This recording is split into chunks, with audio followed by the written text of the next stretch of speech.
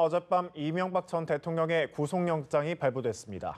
이 전 대통령은 전두환, 노태우, 박근혜 전 대통령에 이어 대한민국 헌정사상 네 번째로 부패 혐의로 구속된 대통령으로 남게 됐습니다. 최단비 변호사와 자세한 얘기 나눠보도록 하겠습니다. 네, 어서 오십시오. 안녕하세요. 이 법원이 밝힌 이명박 전 대통령의 구속 사유부터 짚어봐야 되겠네요. 네, 법원은 이명박 전 대통령에게 구속영장 발부를 결정을 했는데요. 예. 그 이유를 보면 먼저 범죄가 굉장히 많이 소명되었다. 네. 검찰이 한 8만 쪽가량의 의견과 그 구속영장 청구서와 증거를 제출했는데 그만큼 범죄가 많이 소명되었고 그리고 피의자의 지위에 비춰봤을 때 범죄가 굉장히 중대하다. 지금 알려진 바로만 해도 검찰이 주장하고 있는 혐의가 뇌물이 110억 원이고 예. 횡령이나 배임 혐의가 거의 40억 원 정도이기 때문에 범죄가 굉장히 중대하다고 봤고요. 거기에다가 증거인멸 우려도 있다. 지금 이명박 전 대통령이 일관되게 수사기관에서 특활비의 일부를 제외하고는 부인하고 있기 때문에 네. 증거의 인멸의 우려성도 인정해서 구속을 한 것으로 보입니다. 네. 이 전 대통령은 이제 구속영장이 발부된 직후 자신의 페이스북을 통해서 이 자필로 된 이 심경을 밝혔는데 네. 이에 대해서는 또 어떻게 보셨습니까? 구속영장이 발부된 직후는 아니고요. 시점이 구속영장이 발부되기 전날 새벽인 것으로 보이고 네. 아무래도 구속영장이 발부될 것을 염두에 두고 작성한 것이 아닌가 이렇게 예상이 되고 있는데요. 그 내용을 대충 보시면 이 모든 것이 내 탓이다라고 예. 하면서 나름대로 그동안은 최선을 다하려고 했는데 잘 생각만큼 되지 않았다라는 좀 억울한 심정을 토로하기도 했고 또 재임 중에 대공황을 맞았는데 모범적으로 위기를 극복했다. 이런 내용들이 들어있는 것을 봐서 본인이 그동안 했었던 지적들도 얘기를 하고 있고요. 마지막으로 가족과 주변에 본인을 위해서 일했던 사람들이 고통을 받고 있기 때문에 이것이 내 구속으로서 조금 고통이 덜어졌으면 좋겠다라는 구속에 대한 예감을 했던 것으로 보이는 자필 그런 편지를 공개했습니다. 예. 네. 동부구치소에 수감이 됐습니다. 수감 절차는 어떻게 진행이 됩니까? 지금 현재 미결수와 동일한 예. 절차로 진행이 되는데 왜냐하면 아직 재판이 확정되지 않았기 때문이고요.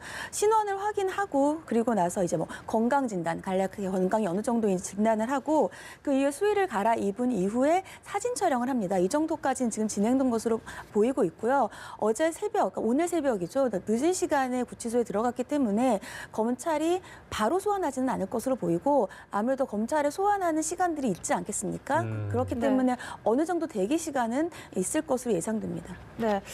이 이명박 전 대통령의 구속영장에 적시된 뇌물 액수만 110억 원대인데 사실 이 수사가 장기화될 거란 전망도 나오고 있는데 어떻게 보고 계십니까? 지금 현재 구속영장 발부가 되어 있고요. 20일 정도 구속 가능 기간이 있습니다. 물론 뭐 연장이 가능이지만 20일 동안에 보강 수사를 할 것으로 보이고요. 지금 현재 영장에 적시되어 있는 혐의 말고도 네. 검찰이 들여다보고 있는 혐의들이 있다라고 지금 알려져 있기 때문에 20일 내에 보강 수사 이외에 영장에 적시되어 있지 않은 혐의들도 수사가 될지 여부가 지금 기초가 주목되고 있습니다. 예. 구속영장 발부로 이제 검찰 수사는 더 탄력을 받게 될 것 같은데 추가로 확인을 해야 될 혐의들은 어떤 게 있을까요? 일단 영장에 적시되어 있는 혐의들 중에서도요, 뭐 이명박 전 대통령이 부인하고 있는 여러 혐의들이 있습니다. 그런 네. 부분에 대해서 이 재판에 들어가는 것에 대비해서 보강 수사들이 있을 것으로 보이고 네. 지금 현재 영장에 적시되어 있지 않은 것 중에서도 알려진 바로는 예를 들자면 현대건설에서부터 받은 그런 2억 원이 넘는 뇌물이라든지 아니면은 뭐 장다사로 기획관이라든지 아니면 김진모 비서관들에 대한 뇌물 등의 혐의들이 있고요. 그리고 네. 현재 차명재산으로 보이고 있는 여러 가지 뭐 부동산 아니면 예금들에 대한 부동산 실명이자 권리 등에 관한 법률 위반 혐의 또 여러 가지 불법 예산을 전용한 공선법 위반 혐의 등이 있기 때문에 이 부분들에 대해서 다 혐의를 수사를 하고 기소를 할 것인지 아니면 네. 영장에 적시되어 있는 것을 먼저 기소를 하고 추가로 새로운 영장을 발부해서 기소를 할 것인지 여부는 향후의 수사에 어느 정도의 진척이 되는지를 보고 결정이 될 것 같습니다.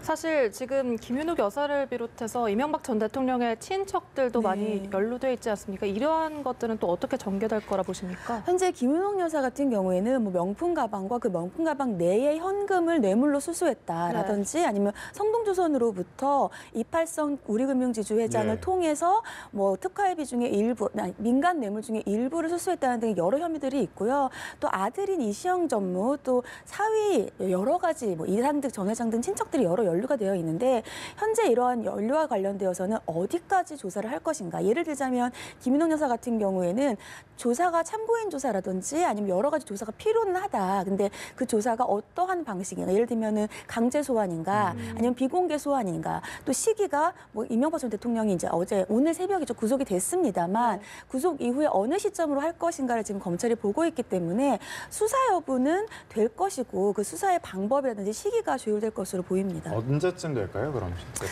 조만간이 되지 않을까 싶은데요. 네. 아무래도 방법 같은 경우에는 현재 이명박 전 대통령이 구속됐기 때문에 친인척들까지도 구속 수사는 조금 어려워 보이고 예. 네. 김인홍 여사 같은 경우에는 비공개 조사가 있지 않을까 싶습니다. 네. 예.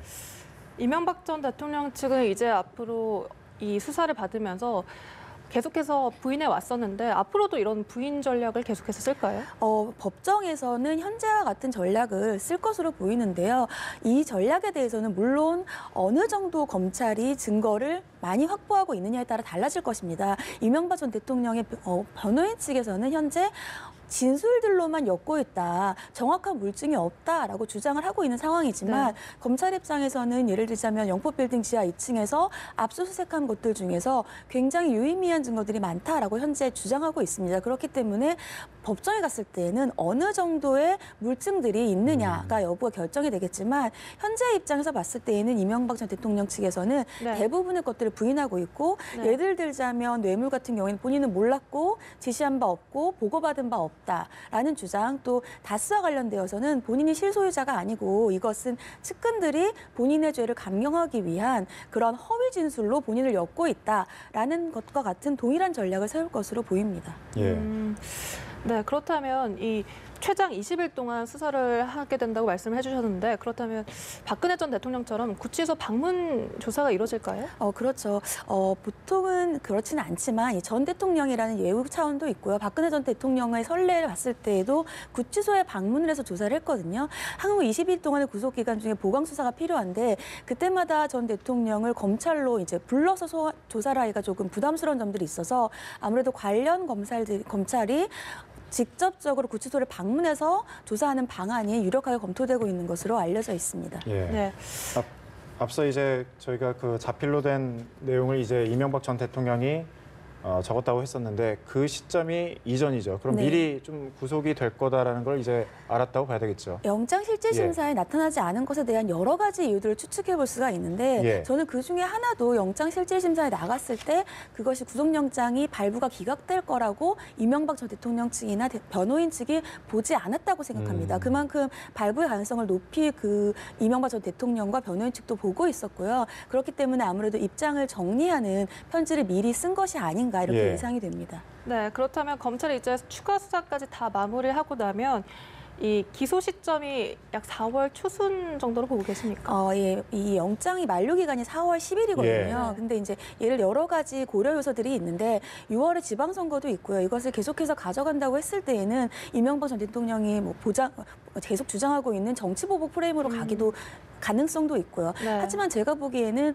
4월 10일까지 보강 수사를 충분히 해서 기소를 하는 것이 검찰 입장에서도 향후 재판 과정에서 유의미하기 때문에 저는 4월 초보다는 구속영장 기간이 만료하는 거의 4월 10일 언저리가 돼서 기소를 하지 않을까 싶습니다. 네, 아무래도 6월 지방선거를 앞두고 조금 부담이 될 수 있기 때문에 4월 초순에 기소를 할 것이라고 예측을 해주셨는데 이 이명박 전 대통령 이렇게 모든 혐의를 부인하고 있지만 사실 측근들의 경우에는 이 김백준 전 기획관은 예. 속죄하며 살겠다라며 이미 혐의를 인정했고 대부분의 측근들이 등을 돌린 상황인데 그렇다면 앞으로 이명박 전 대통령에게 상당히 불리하게 작용될 가능성이 높아 보여요. 그렇죠. 예를 들자면 김백준 전 기획관 같은 경우에는 특활비와 관련된 것인데 이 뇌물과 관련되어서 준 사람도 인정을 했고 중간에 전달자도 인정을 했습니다. 근데 받은 이명박 전 대통령은 부인을 하고 있는 상황이죠. 그렇다고 한다면 인정을 한 진술과 부인을 한 진술이